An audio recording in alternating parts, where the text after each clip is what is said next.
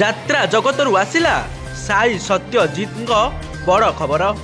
ମଞ୍ଚରେ ବେହୋସ ହୋଇଗଲେ ସାଇ, ବନ୍ଧା ହେବେ ନାଣ୍ଡୁ ବାବୁ। ତୁଳସୀ ଗଣନାଟ୍ୟର ଖଳନାୟକ ସାଇ ବେହୋସ ହେବା ପଛରେ ରହିଛି ନାଣ୍ଡୁ ବାବୁର ହାତ। କ'ଣ ପାଇଁ ମାନସିକ ଚାପରେ ଥିଲେ ସାଇ ସତ୍ୟଜିତ?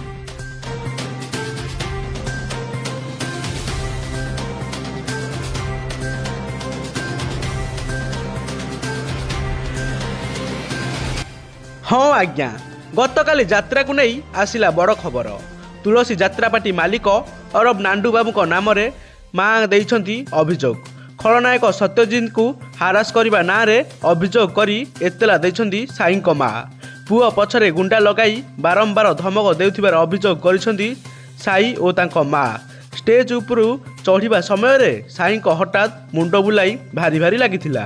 ଆଉ ତାପରେ ସାଙ୍ଗେ ସାଙ୍ଗେ ଚେତା ହରାଇ ବସିଥିଲେ ସାଇ ସତ୍ୟଜିତ। ଆଉ ତାପରେ ସଙ୍ଗେ ସଙ୍ଗେ ସେଠାରେ ଥିବା କିଛି ଦର୍ଶକମାନେ ମିଶି ତାଙ୍କୁ ମେଡ଼ିକାଲକୁ ନେଇଥିଲେ। ଆଉ ବର୍ତ୍ତମାନ ସାଇଙ୍କ ମାଆ ଆସି ଥାନାରେ ଏତଲା ଦେଇଛନ୍ତି କି ନାଣ୍ଡୁ ବାବୁ ମୋ ପୁଅକୁ ମାନସିକ ଚାପ ପକାଇ ତା ପଛରେ ଗୁଣ୍ଡା ଲଗାଇ ତାକୁ ହାରାସ କରୁଛି, ଯେଉଁଥିପାଇଁ ମୋ ପୁଅର ଏହି ଅବସ୍ଥା ହୋଇଛି। ଆଉ ସାଇଙ୍କ ମାଆ ଏକଥା ବି କହିଛନ୍ତି କି ତୁଳସୀ ଗଣନାଟ୍ୟକୁ ମୋ ପୁଅକୁ ଆସିବାକୁ ଦେବି ନାହିଁ। ସେଥିପାଇଁ ବାଲିପାଟଣା ଥାନାକୁ ଯାଇ ଦେଇଛନ୍ତି ନାଣ୍ଡୁବାବୁଙ୍କ ନାମରେ ଅଭିଯୋଗ। ପୂର୍ବରୁ ଭଲ ଥିଲା ସବୁ, କିନ୍ତୁ ଏବେ ସାଇଙ୍କୁ ମାନସିକ ଚାପ ପକାଉଛନ୍ତି ଆଉ ତାଙ୍କୁ ମାରିଦେବାର ଧମକ ଦେଉଛନ୍ତି ବୋଲି ନାଣ୍ଡୁବାବୁ ସାଇଙ୍କ ମା ଯାଇ ବାଲିପାଟଣା ଥାନାରେ ଅଭିଯୋଗ କରିଛନ୍ତି।